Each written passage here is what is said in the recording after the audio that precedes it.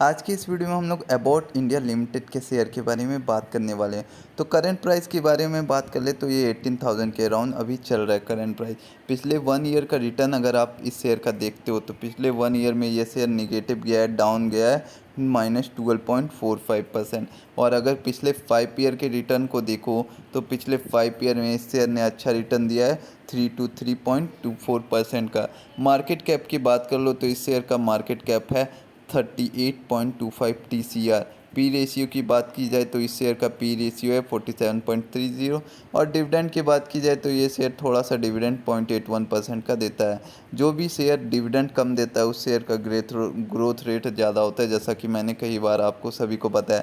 अगर आप इसका कर्व देखो तो मैक्सिमम टाइम इसका कर्व क्या है, एक्सपोनेंशियल है। थोड़ा डाउन जाता है लेकिन लॉन्ग टर्म में ये एक्सपोनेंशियल ही आपको प्रोवाइड करता है रिटर्न। तो अगर आपको इस शेयर को लेना है लॉन्ग टर्म या शॉर्ट टर्म में तो सबसे पहले आपको टारगेट कुछ सेट करना है। टारगेट 1, टारगेट 2, टारगेट 3, ऐसा करके आप 2-3 टारगेट सेट कर सकते हो। पहला टारगेट में आप रख सकते हो 2 से लेके 5% तक, दूसरा टारगेट में 5 से लेके 7% पे, तीसरे टारगेट में 7 से लेके 10, 12, 13 जो भी आपको रखना है। ये मैं आपको डिफरेंट टाइप के टारगेट्स को बता रहा हूँ, आपका टारगेट हो सकता है डिफरेंट रहे। तो पहला जो टारगेट हम लोग का रहेगा वो 5% का रहेगा।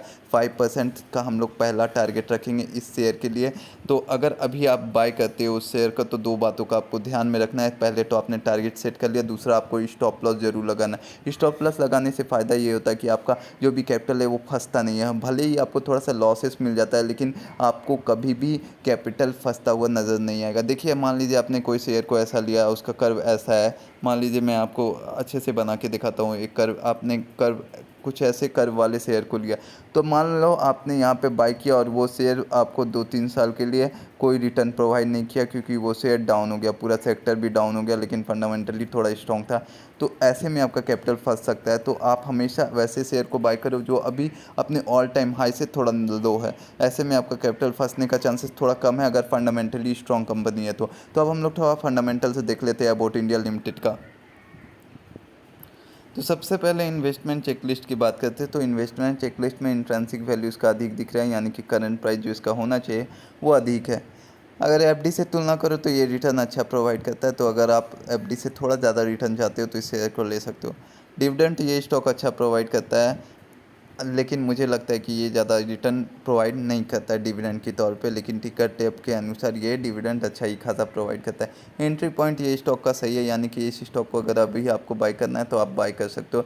लेकिन इस स्टॉक में कोई भी एएसएम जीएसएम नहीं देखने को मिला है तो ये एक अच्छी बात है। एएसएम जीएसएम उसी स्टॉक में देखने को मिलता है जो स्टॉक काफ़ी ज़्यादा फ्लक्चुएट करता है, जिसमें अपर सर्किट या लोअर सर्किट काफ़ी अधिक मिनिमम टाइम में लग जाता है। तो अगर पी रेशियो की बात की जाए तो इस स्टॉक का P ratio sector P ratio से थोड़ा ज़्यादा है, 46.24 का है। अगर पी वी रेशियो को देखें तो पी वी रेशियो भी थोड़ा ज़्यादा है इस स्टॉक का सेक्टर पी की तुलना में। डिविडेंड यील्ड को देखें तो सेक्टर से तो ज़्यादा ही डिविडेंड ये स्टॉक प्रोवाइड करता है अगर आप देखो तो। इसका अगर फोरकास्ट एंड रेटिंग की बात करो तो 55% ऐसे एनालिस्ट है जो इस स्टॉक को रिकमेंड करते हैं कि आप इस स्टॉक को लॉन्ग टर्म या शॉर्ट टर्म के लिए ले सकते हो। तो अगर आपको इस स्टॉक को लेना है तो अपने कैपिटल का तो कुछ हिस्सा इस स्टॉक में आप लगा सकते हो।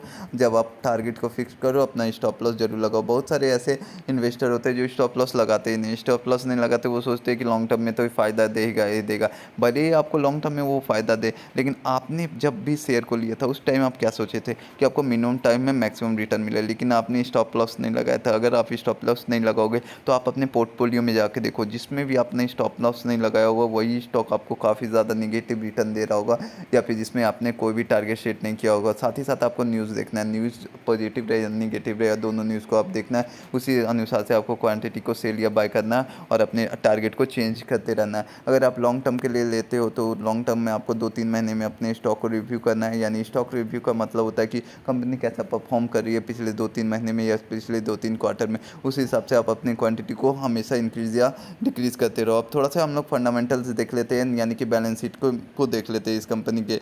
तो इस कंपनी के बैलेंस शीट को देखने से पहले मैं आपको प्रमोटर्स की होल्डिंग को बता देता हूँ। पिछले 6 मंथ में कोई भी प्रमोटर ने अपने होल्डिंग को यहाँ पे सेल या बाय नहीं किया।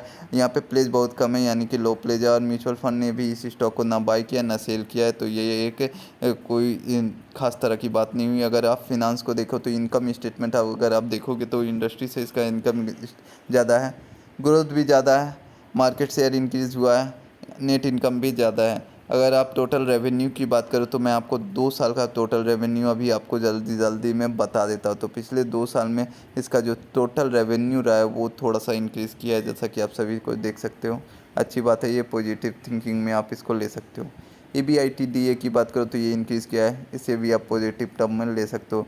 PBIT की बात करो तो ये इंक्रीज़ किया है। PBT की बात करो तो ये इंक्रीज़ किया है। नेट इनकम इंक्रीज़ किया तो ये पॉजिटिव हो गया, तो ओवरव्यू इसका पॉजिटिव गया।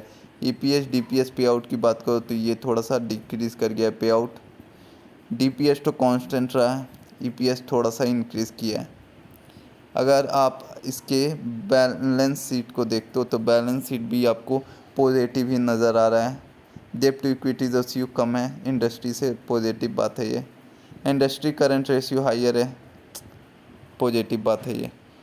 एसेट और लाइबिलिटीज़ की बात करो तो टोटल एसेट इस कंपनी का कितना है, अगर पिछले 2 साल में देखो तो आप टोटल एसेट क्या हुआ है, टोटल एसेट इस कंपनी का बढ़ा है, जो कि अच्छी बात है। लाइबिलिटीज़ को देखो तो लाइबिलिटीज़ भी थोड़ा बढ़ा है, जो कि थोड़ा सा निगेटिव बात है। अब थोड़ा सा हम लोग नेट कैश फ्लो देख लेते हैं कि नेट कैश फ्लो का हाल क्या है। तो कैश फ्लो जो इसका है, फ्री कैश फ्लो, अगर पिछले 2 साल की बात करूँ तो पिछले 2 साल में इसका कैश फ्लो जो रहा है वो इंक्रीज़ किया है, तो ये एक पॉजिटिव व्यू हो गया कंपनी का। नेट कैश फ्लो की बात करो तो वो निगेटिव है, जो कि एक निगेटिव व्यू शो कर रहा है। तो आई होप आपको ये वीडियो अच्छी लगी है। अगर आप टेलीग्राम ग्रुप से जुड़ना चाहते हो, expert D stock Telegram group search करके टेलीग्राम में आप जुड़ सकते हो, वहाँ पे अपना सुझाव दे सकते हो। साथ ही साथ अगर आपको कोई दिक्कत हो रही है स्टॉक बाय या सेल करने में, या फिर कोई आपने ऐसा स्टॉक लिया जिसका आप रिव्यू चाहते हो, तो मैं दे सकता हूँ। आपको टेलीग्राम में मेरे से बात करना होगा। Thank you for watching this video.